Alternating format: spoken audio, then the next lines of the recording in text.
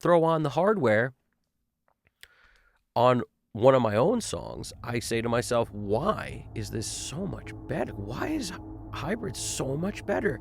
Now, this is what I realized. I took a step up in quality even from how I used to work hybrid because I added more iron.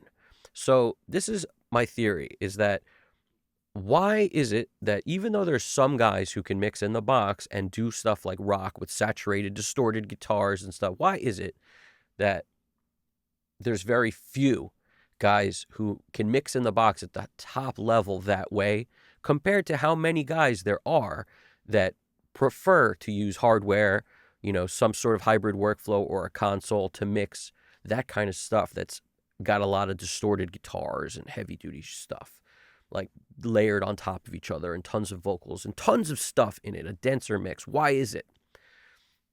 You know, why is it that deadmau5 uses a console? Like, what is the thing that makes that console feel like the right move for those guys? It's 100% because they feel like they get more out of it. They get more life out of the mix. Let me show you what I'm talking about so it's not just me jabbering. You ready? Check this out. So I'm just going to do what I do, which is flip between these things using the solo. You know, I'm just going to be using my controller. I'm going to go pop, pop, pop between these, this one, and then the one below it. It's blue, red, blue, green, and red, okay? Now, you can tell by the way the waveform looks that this one is much more saturated. Now, I've level matched all of these. So every single one, if you go in here, they're all going to be, see, -12, -12, -12. So I've lowered already the clips where I had to, like this one, I had to lower a lot to get it to where they're all level matched. Now, one of these is hybrid and the rest are in the box. Now, let me play them for you, just kind of skipping around. All right, I'm start with blue.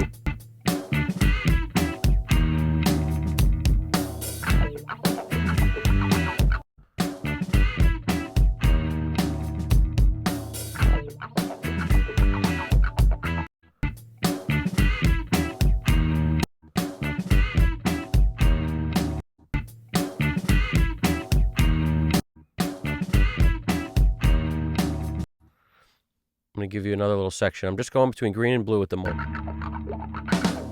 If you wanna believe, if you wanna believe in him, Tell you anything you want to know. he can tell you everything, just anything you want to know. All right. To know. One day you're going to know. One day you're going to find he's been where you run. That don't mean it ain't not alright. All right.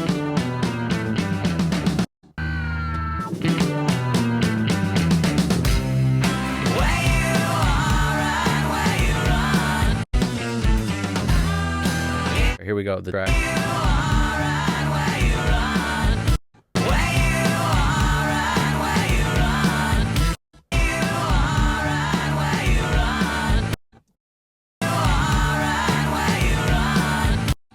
Another part.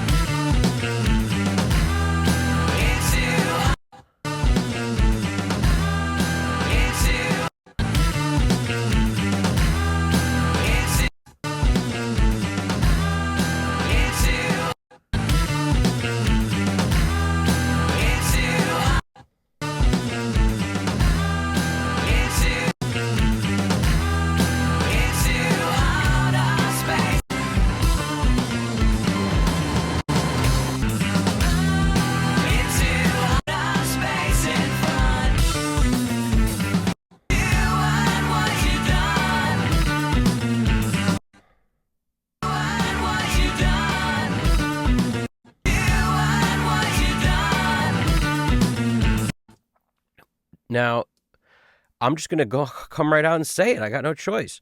How much more in your face is the blue one? The blue one is obviously the hybrid one. Now listen to the blue one and listen to the other one.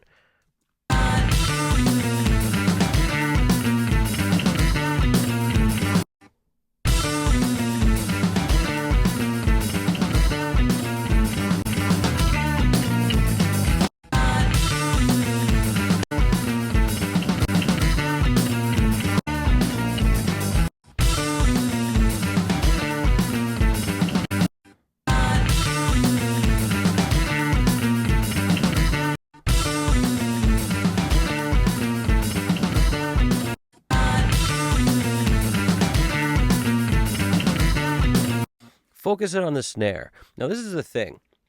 Sometimes people will say, oh, if you just do this or add a 1K to this and raise that, it'll be the same. No, it won't.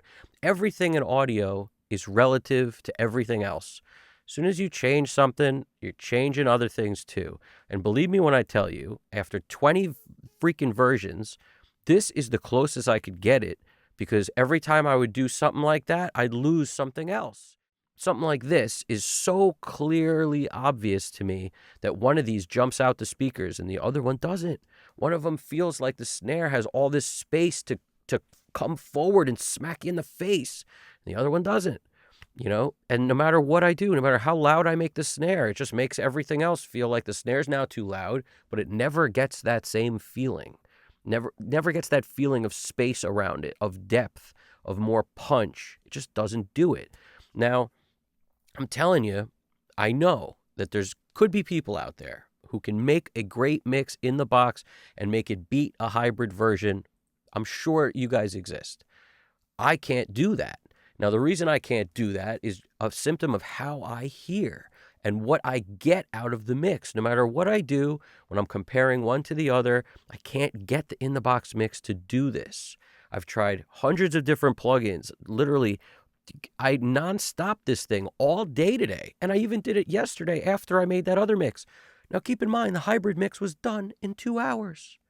It was so quickly just pulled up, ran through the stuff, levels adjusted, done.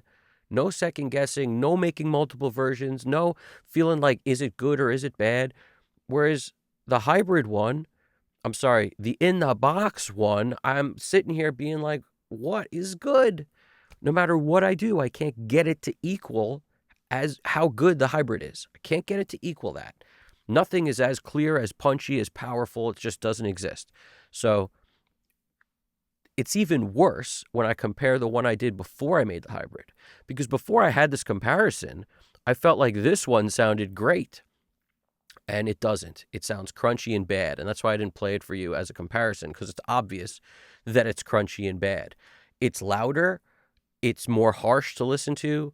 It sounds more squashed and pushed together. And it's the exact stuff I hate about music when things are hit too hard.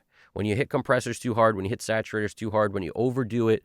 This is exactly what that is. And I'm going to show you that. But the weird part about this is my workflow was slimmed down to hardly any processing. You know, compared to what I used to do anyway. It's all a comparison, right? So somebody might do way less than I did. And the point is, on here, I did too much. When I listen to this red one, like, listen to the red compared to the blue. It's absolutely insane. All right. Now, blue being the hybrid one. So that's blue.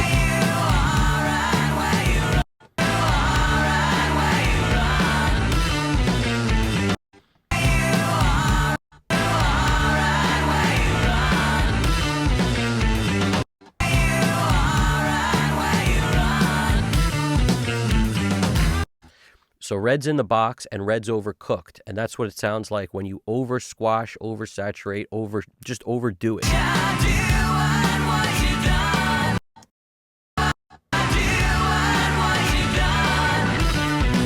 There's also like more verb on the vocal. So that's the green. So just to give you a sense of the green and the blue are way closer.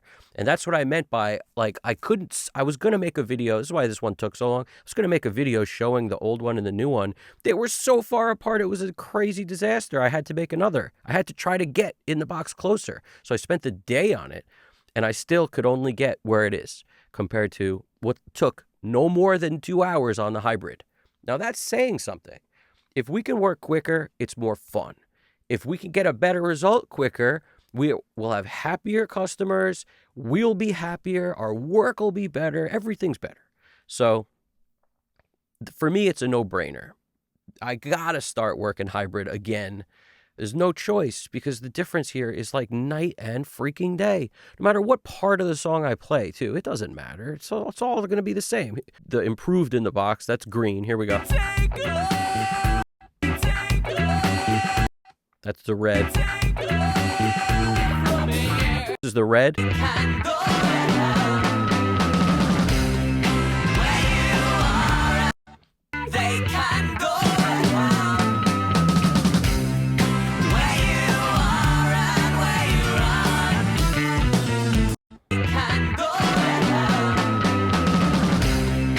The red feels like this. This is the stereo picture, and there's a veil. The blue, which is the hybrid one, feels like this, and it just comes at you. It's coming to get you, you know? I'm coming to get you. So, you know what I'm saying? It's not the same at all, no matter what. There's green here. They can go around. They can go around. Where you are. It's night and day. So many things that go along with this for me is like, was it a waste to spend 10 months mixing in the box? No, it wasn't, because I learned how to get closer to something I'm happy with. I also believe that the guys that get hired all the time, you know, that are mixing in the box, the names you know, the ones that you stand behind when you say it's possible to mix in the box extremely well at the highest level, all the top guys do it. If you're thinking that way, you should also consider, once you've gotten hired and you've created hits mixing in the box, you will get hired more and more and more, and people will compare your mix to another mixer's mix less and less and less. There's a direct correlation there.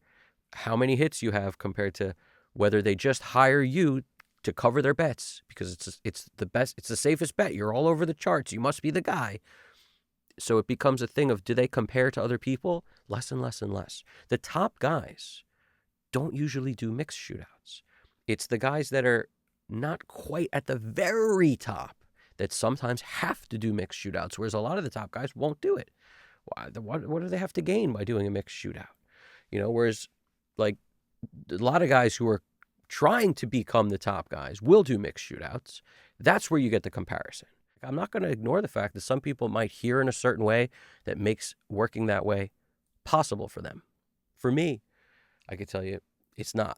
It's, you know, I know how good it can be mixing in the box, and I can get way beyond that when I use hybrid, you know. And here's the trade-off. I have to now deal with basically not being able to recall things, because here's the other part. I shut the gear off, turned it on the next day, tried to make another mix with all the stuff exactly the same way, just to see if it would null against the one I did the night before. You know, hybrid mix, it wouldn't. It wasn't close. Like one of the bass, for example, the channel I was running through needed, you know, some flicking of the button and moving the fader a little. Like it was something where it just didn't come on again the exact same way. The power was slightly different running to it. It hadn't warmed up yet. Who knows what? But my point is, that's kind of annoying. However, you can get around it. There's workarounds. Like you mix through your stuff, you print everything back into the box so that it all has everything you did to it. And because of how good converters are these days, you probably won't notice any difference at all after you've printed all the stuff. That's how guys work who use consoles that aren't recallable. They do everything they're going to do on whatever. all the gear, they print it back into the DAW, and then now they can make tweaks in the DAW only, and everything sounds exactly the way it would running out through the console. So that's what I'll probably wind up doing, and use whatever you have. The first thing I ever used, I ran, 16 channels of DA through an Allen and Heath console, and the difference was slight. It was pretty good. It wasn't great. It wasn't like so much better, but it was a little bit better. So every little bit helps. And if you don't have a world beater console, just running through more transformers can't hurt. That's how I look at it, unless the noise floor or something on that piece of gear makes everything worse, in which case it might hurt. So, it's not the answer about like just go out and buy anything and it'll be fine. I don't agree with that. I think the right pieces of gear are better. They hold their value. They make things sound better. And a piece of gear that adds anything negative, like noise floor issues or something, it might wind up being worse. And in that case, stay in the box. But try everything, because you never know what's going to be good. And sometimes the worst gear or the stuff nobody thinks is good actually has a lot of positive benefits, and maybe the negatives aren't there. So try everything. That's why, trying that Allen and Heath for me, I did it because I had the Allen and Heath. So it was easy to try. And like I said, it was better, but not enough better to justify the harder workflow that would have required at the time. That's how I felt at the time. That's why everyone starts in the box. So did I. And then eventually I tried that, and then eventually after that, I went back in the box. Then I went hybrid. Then, I went hybrid all the way up until 10 months ago. Went all in the box trying to make that work.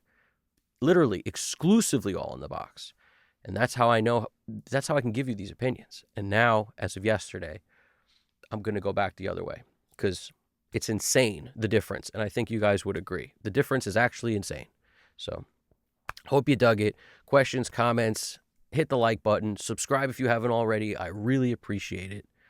Evan Jaffe, Custom Cut Studios. You guys got this. Take it easy.